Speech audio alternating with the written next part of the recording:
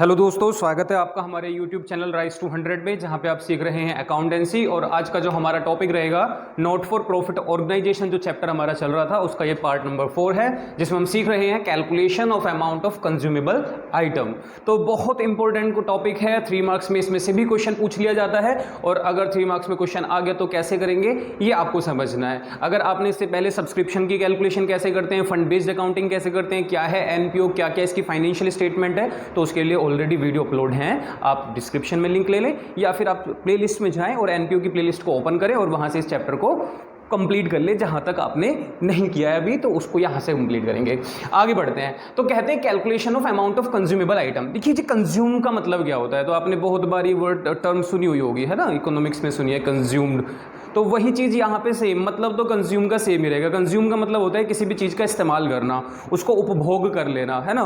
तो जैसे अब जो नॉट फॉर प्रॉफिट ऑर्गेनाइजेशन होते हैं, इनके यहाँ कंज्यूम करने के लिए क्या है, तो कंज्यूम करने के लिए इनके पास बहुत सारी चीज़ें होती हैं और उस कंज्यूम्ड का एक्चुअल अमाउंट चेक करना ही कैलकुलेशन कहलाती है। कॉस्ट ऑफ मटेरियल कंज्यूम की या कॉस्ट ऑफ गुड्स कंज्यूम कहलाता है, या आइटम कुछ भी हो सकता है। जैसे कि अगर कोई हॉस्पिटल है तो हॉस्पिटल के अंदर कितनी मेडिसिन कंज्यूम हो रही है।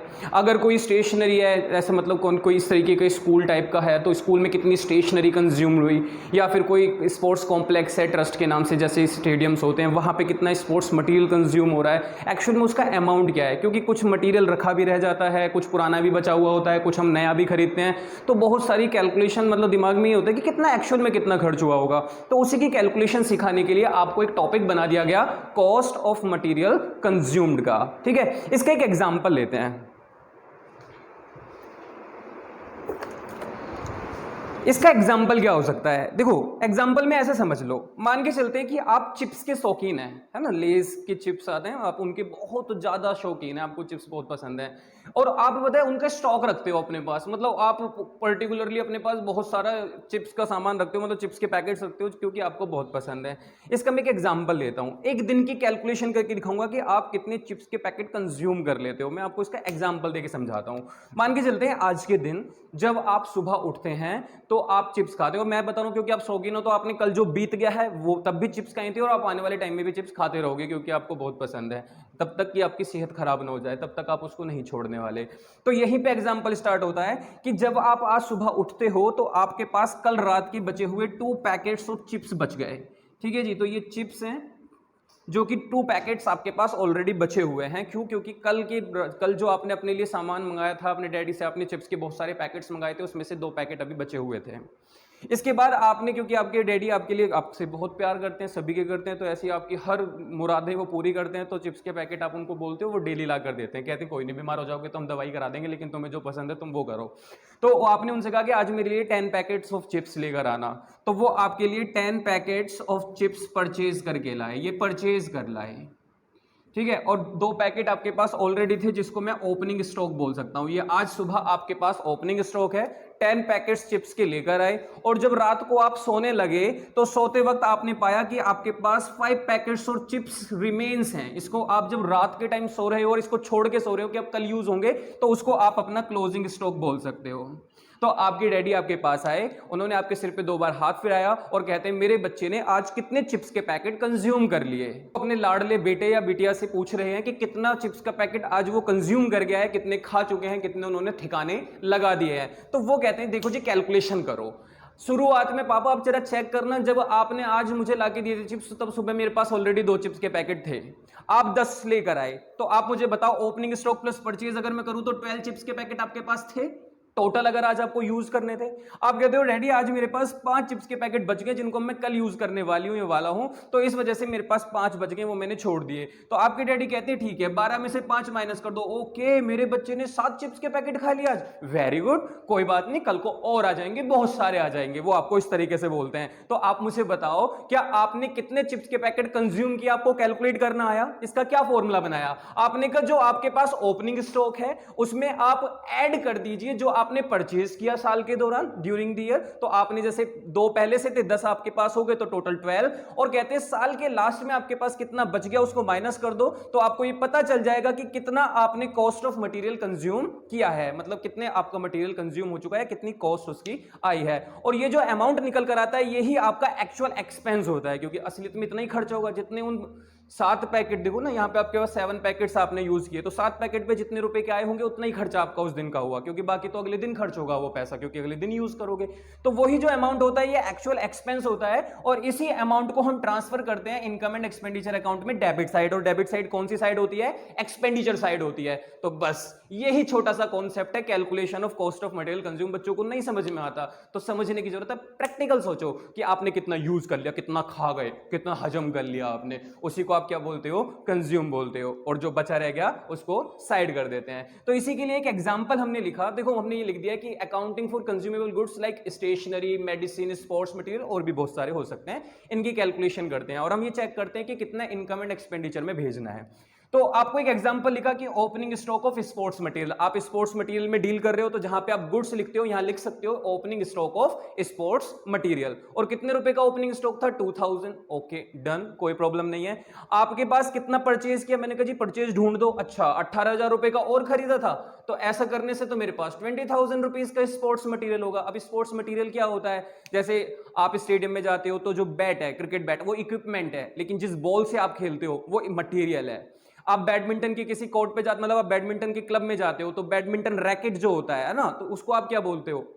इक्विपमेंट बोलते हो। लेकिन जिस शटल, जिस कॉक से आप खेल रहे होते हो वो क्या होता है? मटेरियल होता है। टेबल टेनिस खेलते हो तो जिस जो टेबल टेनिस का रैकेट होता है वो क्या हो गया? इक्विपमेंट हो गया। लेकिन जिस बॉल से आप खेल रहे होते हो वो क्या हो गया आपके लिए? मटेरियल हो गया। तो इक्विपमेंट और मटेरियल में डिफरेंस है, तो हम मटेरियल की कैलकुलेशन कर रहे हैं। तो एक स्पोर्ट्स क्लब के पास 2,000 रुपए का पहले से ही मटेरियल था, 18,000 रुपए का और परचेज कर लिया तो 20,000 हो गया। फिर कहते हैं कि आप बताओ साल के लास्ट में आपके पास कितना मटेरियल बच गया, तो कहते हैं 4,000 रुपीज का मटेरियल अभी भी बाकी है। तो मैंने कहा ओके, तुम्हारा इस साल सिर्फ कितने रुपए का खर्चा हुआ? 16,000 रुपीज का। तो स्पोर्ट्स मटेरियल कंज्यूम नाम का एक्सपेंडिचर जो आप इनकम एंड एक्सपेंडिचर अकाउंट में डेबिट साइड, एक्सपेंडिचर साइड भेजोगे, वो कितने रुपए सेंड करोगे? 16,000। तो देखो कितना आसान सा एग्जांपल था और कितना आसानी से हो गया।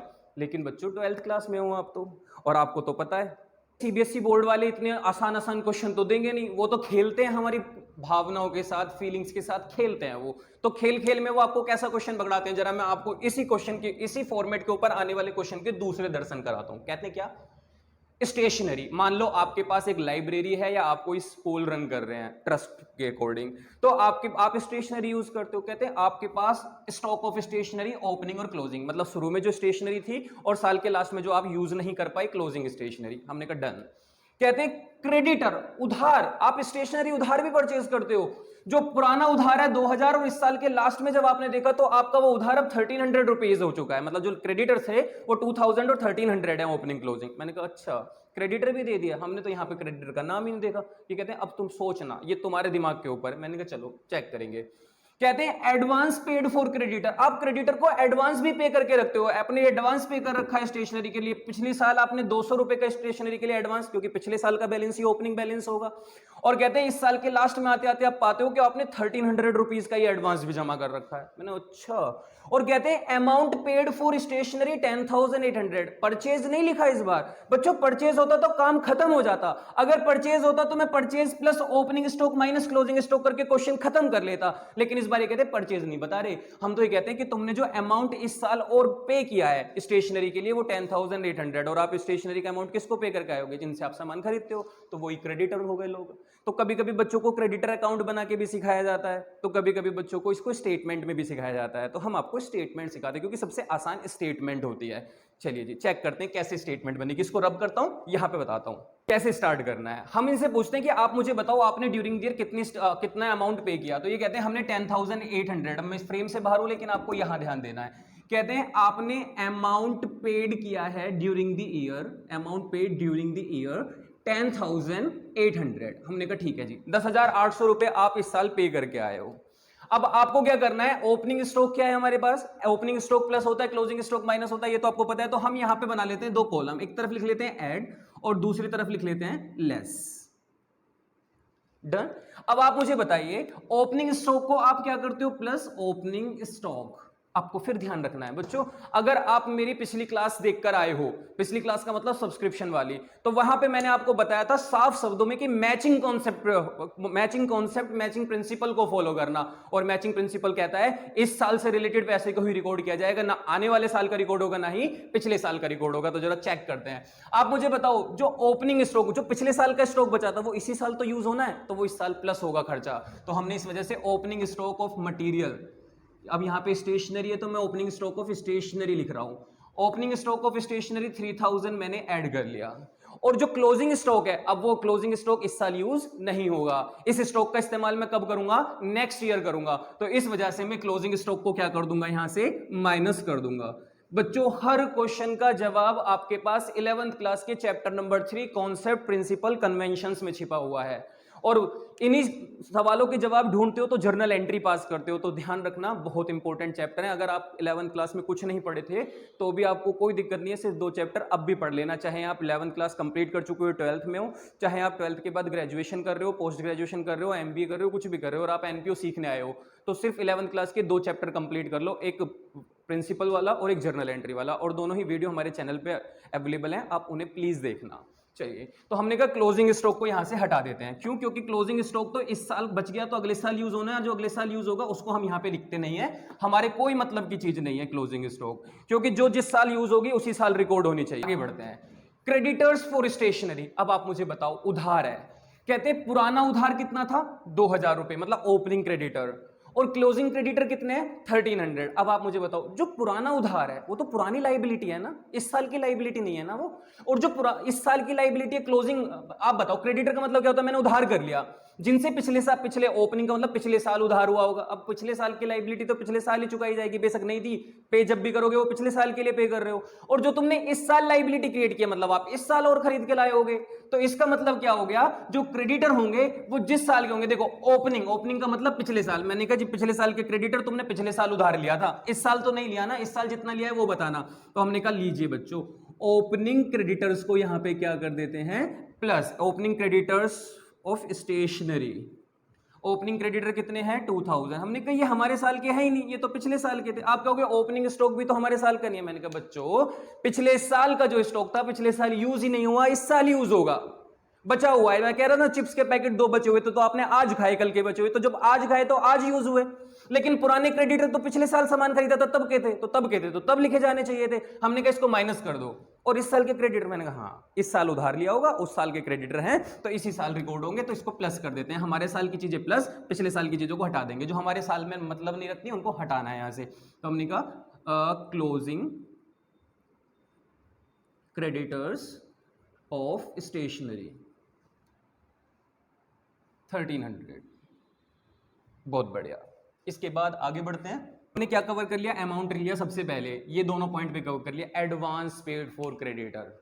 आप बताओ बच्चों, पिछले साल जब मैं पिछले साल था मैंने उसको 200 रुपये एडवांस दिए, मैंने कहा ले भाई एडवांस। अब एडवांस का मतलब क्या होता है, आने वाले टाइम पीरियड के लिए देते हैं। आप ऐसा कभी हुआ है, इस साल आप ट्यूशन पढ़े और इसी साल के इस मान के चलते हैं इस महीने आप ट्यूशन पढ़े, महीना खत्म हो गया, आपने आप फीस दी और कहते हो ये एडवांस है। वो कहेगा भैया इस महीने ट्यूशन पढ़े हो, इसके पैसे दो ना, एडवांस किस बात के। लेकिन इस महीने आप अगले महीने के पैसे देते हो तो एडवांस है कि इस महीने की तो लो, साथ में अगले महीने की भी ले लो, तो एडवांस वर्ड आता है। तो एडवांस वर्ड यहाँ पे यूज किया गया। इसका मतलब क्या हो गया कि आपने एडवांस पे किया 200 पिछले साल, तो पिछले साल का एडवांस इस साल के लिए पे किया गया होगा, और इस साल के लिए पे किया गया तो ऐड करना होगा ओपनिंग एडवांस ऑफ स्टेशनरी। और कितने रुपए, 200। बच्चों अगर मेरी ये बात फिर सुन लो, मैचिंग कॉन्सेप्ट अगर माइंड में फिट है तो एक क्वेश्चन गलत नहीं कर सकते। दावा है मेरा दावा कि अगर आपने मैचिंग कॉन्सेप्ट खत्म कर लिया तो आप एक क्वेश्चन गलत नहीं करोगे, सारे के सारे क्वेश्चन सही करोगे। और कहते हैं एडवांस पे किया है क्लोजिंग का मतलब इस साल के लास्ट में मैंने एडवांस दिया, मतलब नेक्स्ट ईयर के लिए दिया है। मैंने कहा ना ये काम की बात नहीं है, इस साल की चीजें दो मुझे, अगले साल को हटा दूंगा मैं यहां से। मैंने कहा लीजिए क्लोजिंग एडवांस ऑफ स्टेशनरी और अमाउंट कितना, 1300। अभी चेक करके बता देता हूं कि कितना निकल कर आएगा कंज्यूम्ड आइटम, जिसको मैं ट्रांसफर कर दूंगा कहां पे, इनकम एंड एक्सपेंडिचर अकाउंट में, डेबिट साइड बोले तो एक्सपेंडिचर साइड। हमने कहा ऐड कर लेते हैं, ये हो गया 500 और सॉरी 8 3 11 12 13 1300, 3 और 1 4 और 1 5, ये हो गया 15,300। इसमें से माइनस कर देते हैं कितना, 5 3 8, 8 घटा दोगे यहाँ से तो बच्चों कितना रह जाएगा 500, और ये हो गया 2 और 1 3, 3 हटा दोगे तो इसमें से कितना रह जाएगा, 4 में से 3 हटाओगे 1, तो ये आ गया आपका 11,500। और यही वो अमाउंट होगा जो आपने एक्चुअल में स्टेशनरी के ऊपर खर्च किया होगा, स्पेंड किया होगा, जो आपका आंसर निकल कर आएगा। तो बच्चों अगर आपको अब भी हार्ड नहीं लग रहा है तो अब सीबीएसई वाले आपका बोर्ड एग्जाम में कुछ नहीं बिगाड़ सकते, क्योंकि इससे हार्ड क्वेश्चन उनके बस की भी बनाना नहीं है। तो बस इतनी सारी इंफॉर्मेशन देके वो आपको क्वेश्चन दे देते हैं। अब वो आपके साथ एक चीज और खेलेंगे, वो क्या कहेंगे कि इस सारे अमाउंट को आप NPO, not for profit organisation की फाइनल अकाउंट में शो करके दिखाओ, कहां कहां लिखते। मैंने कहा कुछ नहीं हुआ तो ये इस वाली बात पे आ गए। हमने कहा कोई बात नहीं, दिखाते हैं। मैंने कहा इस चीज को लिख के रख लो, हमें इनकम एंड एक्सपेंडिचर अकाउंट में कितने रुपए भेजने, 11,500 में लिख लेता हूं। इनकम एंड एक्सपेंडिचर अकाउंट में कितने रुपए भेजने वाले, 11,500, वो भी डेबिट साइड बोले तो इनकम एंड एक्सपेंडिचर साइड। अब अगर आप फाइनल अकाउंट बना रहे होते एनपीओ के, तो आप कहां कहां लिखते हैं, तो मैं इसको रब करके यहां पे फाइनल अकाउंट बना देता हूं उसके, ठीक है। एक सेकंड लीजिए बच्चों, तो अभी जो हमने स्टेटमेंट बनाई थी उससे हमारा आंसर निकल कर आया था 11,500, जो कि इनकम एंड एक्सपेंडिचर अकाउंट में ट्रांसफर होना था, यही हमें फाइंड करना था। अब क्वेश्चन वाले कहते हैं बनाओ जरा फाइनल अकाउंट बना के दिखाओ और उस फाइनल अकाउंट में शो करके। बच्चों कभी भी फाइनल अकाउंट का टोटल नहीं करते, जब भी 3 मार्क्स का क्वेश्चन आता है तो बस प्रेजेंट करके दिखाते हैं वैल्यू के, ये यहां जाएगी ये यहां जाएगी। कभी भी टोटल के चक्कर में मतलब ना कि सरप्लस डेफिसिट निकालो, बैलेंस शीट को मैच कराओ, नहीं। इसलिए छोटे छोटे से पोर्शन बनाने होते हैं। इसी तरीके से आप बोर्ड एग्जाम में सोल्यूशन करोगे और पूरे मार्क्स गेन करोगे। हमने कहा देखिए जी, हमने स्टेटमेंट बनाई थी, उससे हमें कितना एक्सपेंडिचर पता चला 11,500, तो आप डेबिट साइड आओगे, एक्सपेंडिचर साइड देखो, डेबिट साइड, और डेबिट वाली साइड कौन सी होती है, एक्सपेंडिचर, और यहां लिखोगे to cost of stationery consume, और कितनी स्टेशनरी कंज्यूम कर लिया आपने, 11,500। पहला पॉइंट कंप्लीट, ये पूरा कर दिया। आपको पता है बैलेंस शीट बनाते हो दो, ओपनिंग और क्लोजिंग। ओपनिंग वर्किंग नोट होता है क्योंकि इससे कैपिटल फंड फाइंड आउट करना होता है, और क्लोजिंग बैलेंस शीट नॉर्मल है। स्टॉक, स्टॉक आपको पता है एसेट होती है, और एसेट होती है तो एसेट की जगह पे लिख देना। अब ओपनिंग, ओपनिंग एसेट की जगह पे, क्लोजिंग क्लोजिंग, तो ओपनिंग पे लिखना stock of stationery. Opening stock कितना है स्टेशनरी का, 3,000। क्लोजिंग स्टॉक ऑफ स्टेशनरी, तो स्टॉक, अब क्लोजिंग मत लिखना क्योंकि ऑलरेडी क्लोजिंग बैलेंस शीट में रिकॉर्ड कर रहे हो, तो stock of stationery 500। Very good. Creditor, liability, liability तो opening liability, opening balance sheet में क्रेडिटर्स फॉर स्टेशनरी, क्रेडिटर कितना है 2,000। क्रेडिटर्स क्लोजिंग बैलेंस शीट में, क्लोजिंग पे क्रेडिटर, क्रेडिटर्स फॉर स्टेशनरी कितने रुपए के क्रेडिटर, 1,300। एडवांस, एडवांस पे कर दिया। किसी को कोई खर्चा करना होता है एडवांस में करके बैठता है तो बोलते हैं ना prepaid expense asset, prepaid expense asset, मौज आ रही है, खर्चा पहले ही कर चुके हैं, तो एडवांस नाम की चीज को रिकॉर्ड कर देना। देखो जी advance, opening advance, advance for creditor 200, advance closing है तो एडवांस फॉर क्रेडिटर 1,300। डन, काम खत्म। इतना ही काम करना होता है। अगर क्वेश्चन वाले बोलते फाइनल अकाउंट में शो करो तो ऐसे शो कर देना, मामला रफा दफा हो जाएगा और पूरे मार्क्स आपको गेन हो जाएंगे। तो अगर आपको ये वीडियो पसंद आई हो तो लाइक शेयर कर देना। आज की क्लास में इतना ही रखते हैं। Bye bye, take care.